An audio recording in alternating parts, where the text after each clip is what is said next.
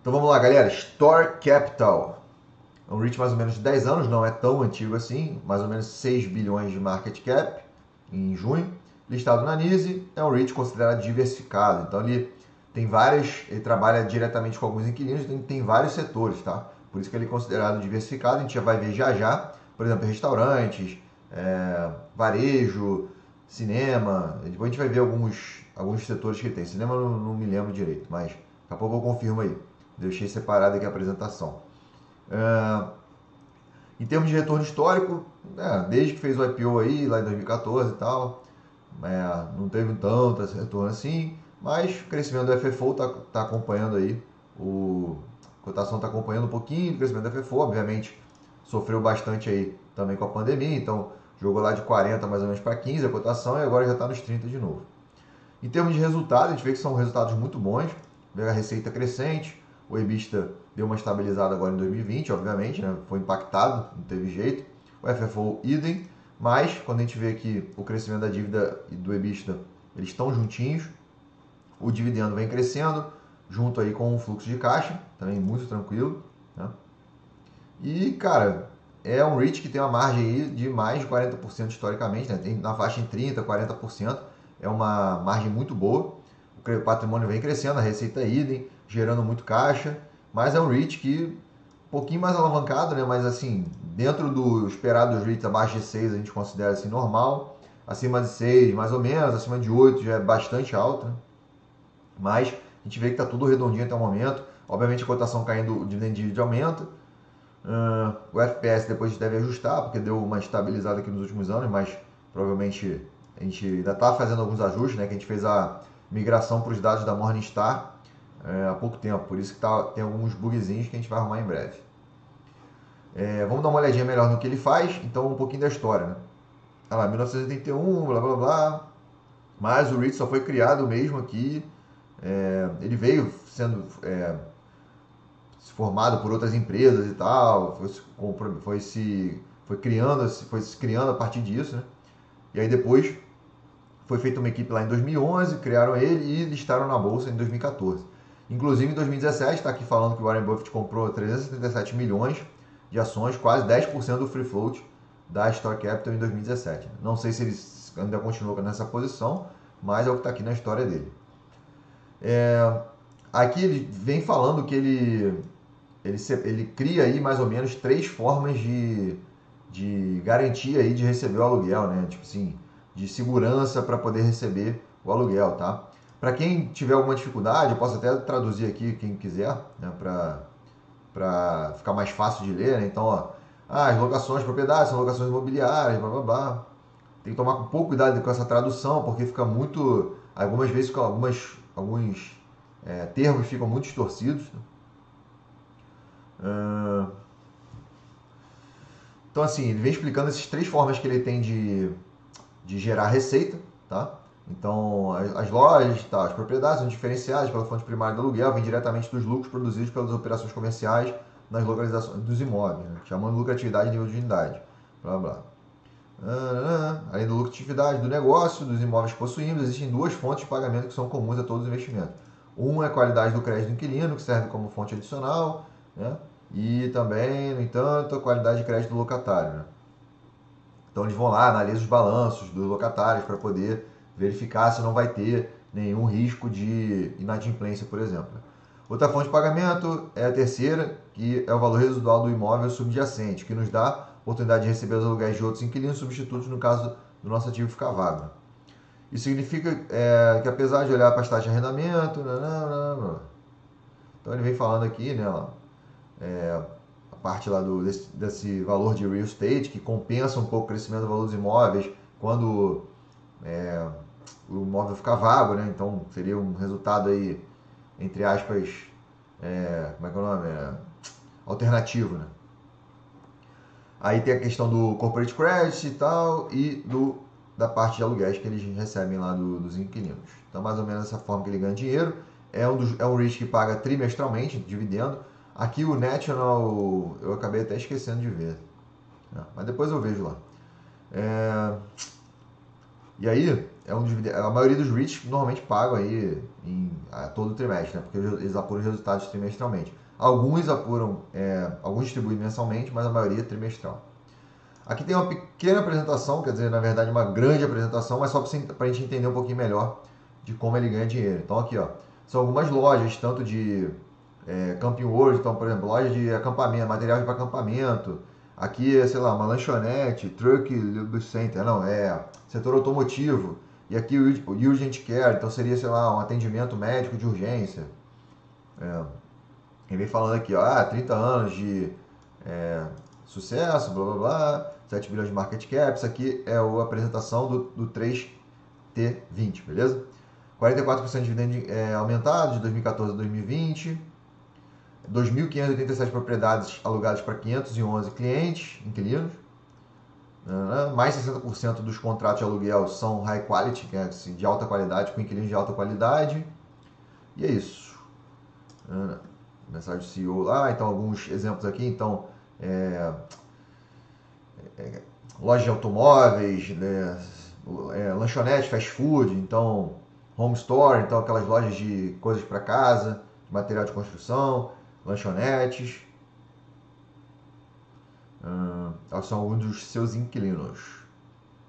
Então eles focam lá em inquilinos de alto valor, né, para poder evitar problemas de não pagamento. Descendo aqui.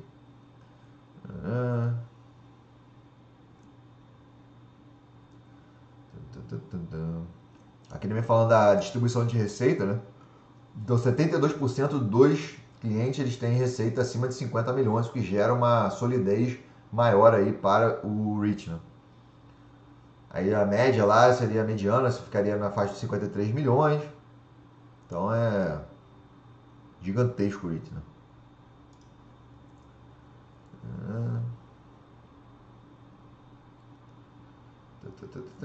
Vou passando aqui o que eu não achar muito interessante. Aí a diversificação de portfólio, né? Lá, 2.587 imóveis, 511 inquilinos, 110 setores, 49 estados, com 75% dos inquilinos representam menos de 1% da receita, os top 3 inquilinos menos de 3%, então é tudo não correlacionado. Aqui o gerenciamento da dívida, então a gente vê que a dívida tem um custo muito leve, assim, 4, 5%, por isso que os REITs acabam se alavancando bastante, tá?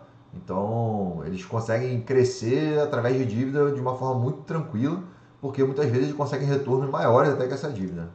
Então compensa esse risco lá nos REITs. Né? Aqui ele vem falando lá do total da dívida, né? Blá, blá, blá.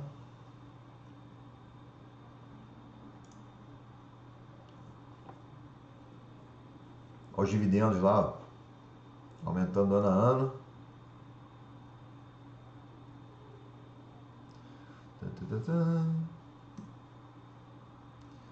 Aqui lá o crescimento em termos de propriedade, eu tinha mais ou menos 2.200 em 2018, agora tem quase 2.600. Estados se manteve estável, então normalmente os REITs eles preferem se concentrar em determinados lugares, até para facilitar e para ganhar o know-how necessário para poder se tornar expert, por exemplo, numa determinada área. Então faz sentido sim, muitas vezes alguns REITs se concentrarem e você consegue uma diversificação maior nesse quesito, diversificando, né? Tem jeito, comprando REITs que focam em áreas diferentes. Mas, cara, são 49 estados, né? Pelo amor de Deus. Praticamente Estados Unidos todo.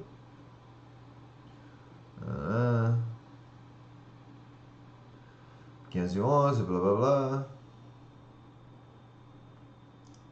A ocupação também é altíssima, né? Então a vacância é 0,4.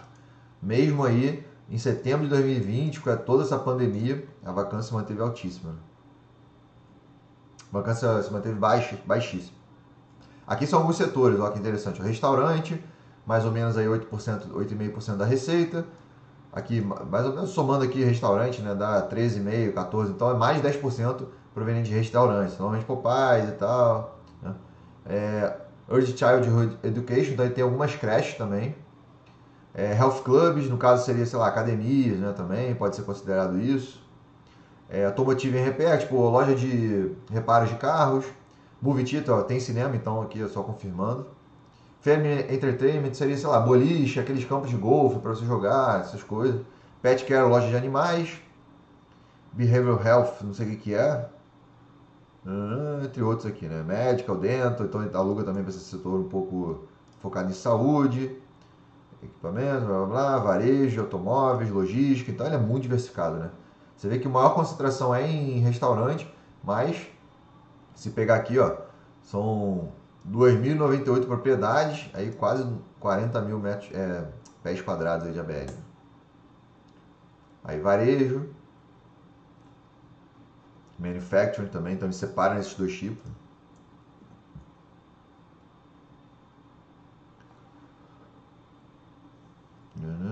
Aqui não. Ah lá, diversificação, né? É um absurdo, né? Não tenho que falar em termos de diversificação desse REIT. Em termos de vacância, olha aqui. É um absurdo, né? 0,3, 0,5 no máximo de vacância. Isso é excelente.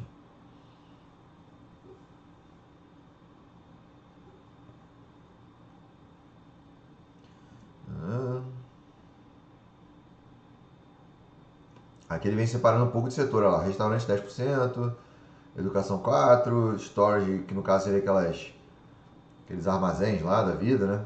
Cinemas, setor automotivo, outros setores. Vem falando aí de corporate responsibility, blá blá blá. Isso aqui eu não vou ficar perdendo tempo não. Deixa eu ver. Financial information. Não, aí a gente já dá para analisar por ali. Mas antes da gente analisar o TenQ, a gente vê aqui, vamos comparar, ó, o Store Capital. Ele é aí o quarto maior REIT em termos de valor de mercado aí desse setor de net lease, né, que no caso seria varejo, tudo que eu falei ali, todo aquele setor que eu acabei de falar. A maioria desses REITs também tem, tá? E a gente comparando, o Realty Income eu já já analisei, da PQR eu não lembro, esse VREIT eu também não lembro, mas o Store Capital tá aí.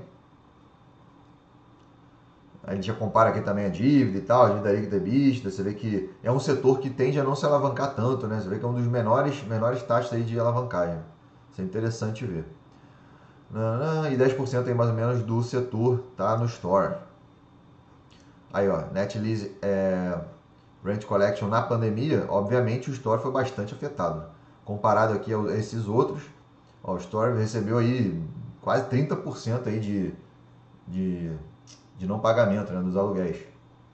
Ou postergou, ou isentou. Então, mas agora aí em agosto, que foi a última coluna aqui dessa tabela, já aparentemente começou a se recuperar bastante.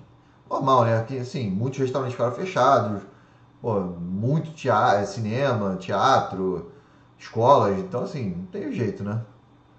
Setor generalista como esse. Aí falando de credit rate e tal, Store é um dos que tem maior aqui. Olha lá, restaurante, ó.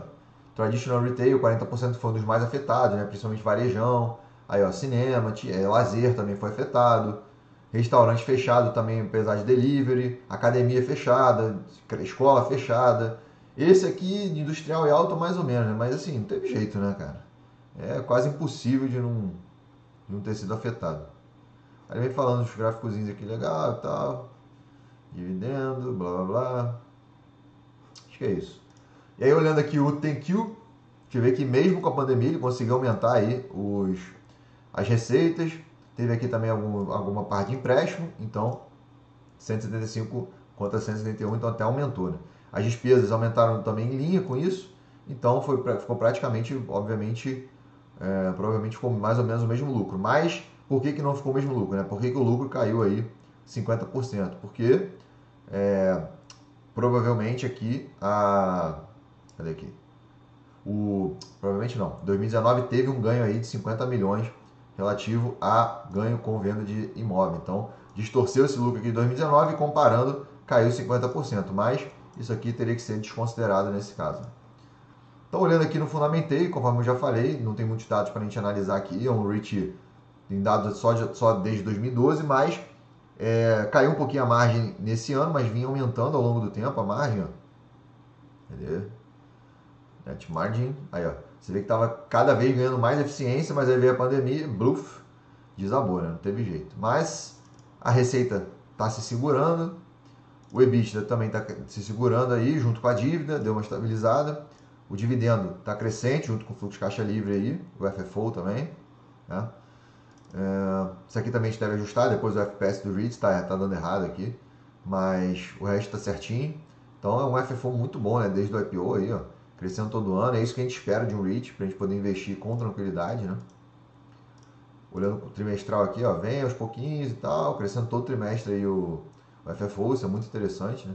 E tá fazendo a sua parte, né?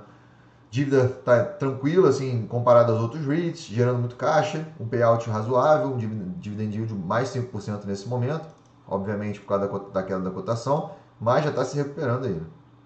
Eu vou dar uma nota boa para esse REIT, eu não vejo assim, nossa, que lindo REIT, pá. Eu vejo ainda com dificuldade, principalmente por causa desse ano de pandemia.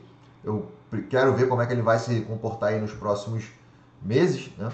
Para a gente poder ver como é que ele vai, se ele realmente vai se recuperar ou não. Mas concordo com a média da galera aqui, daria uma nota 4,5 aí, se desse aqui. Mas para facilitar, a gente separa em 5 só e pronto. Beleza? Então fica aí minha contribuição, espero que você tenha gostado. Valeu!